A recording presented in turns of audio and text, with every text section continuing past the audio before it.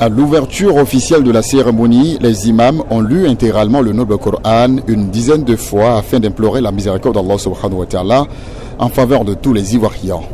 L'événement a été marqué par des allocutions. L'ambassadeur de la Côte d'Ivoire en Arabie Saoudite, son Excellence Drissa Coulibaly, a officiellement souhaité la bienvenue à la délégation ivoirienne tout en souhaitant un Hajj Mabrour.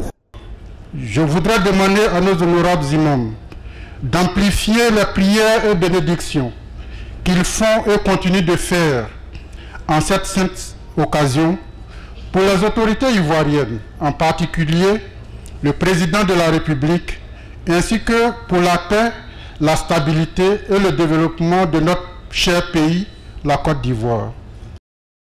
Le commissaire du Hajj, Imam Bachir Ouattara, s'est réjoui du bon déroulement du programme depuis l'arrivée des Ivoiriens il y a environ 2 semaines. Il a par ailleurs appelé à la discipline des pèlerins afin que la Côte d'Ivoire continue à être citée en exemple. Il faut que nos pèlerins retiennent que chacun d'eux, à travers son comportement, est un ambassadeur et une vitrine d'appréciation qualitative au nom de notre pays. Je les invite donc à demeurer des modèles. C'est le lieu aussi de leur rappeler que c'est maintenant que le Hajj débute véritablement, avec le circuit culturel marqué par la station d'Arafat, puis la nuitée à Mousdalifa, ensuite la lancée del Jamarat, enfin le séjour de Mina et le Tawaf al-Wada. Le ministre de l'Intérieur et de la Sécurité Diomandé Vagando, qui a décidé de toucher du doigt les réalités des pèlerins cette année, a salué les efforts des acteurs de l'organisation. Vous démontrez, imam, vous-même et vos collaborateurs, vous démontrez par votre savoir-faire, par votre cohésion, par votre esprit de rassemblement, par votre esprit de fraternité.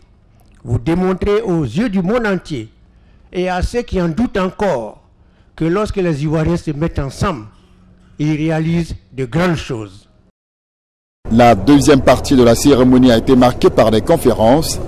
Un premier prêche a été animé par le Raïs Dr Farouk Fadiga, président du CODIS. Le serment de Arafat a été prononcé par l'imam Farouk Karamoko, amir du Hajj, représentant le Cheikhoul Aïma Ousmane Diakité, président du COSIM. Dans l'après-midi, les fidèles se sont retranchés pour invoquer Allah subhanahu wa ta'ala, et ce jusqu'au coucher du soleil. La soirée, la délégation ivoirienne, comme toutes les autres, a pris la route pour Mousdalifa.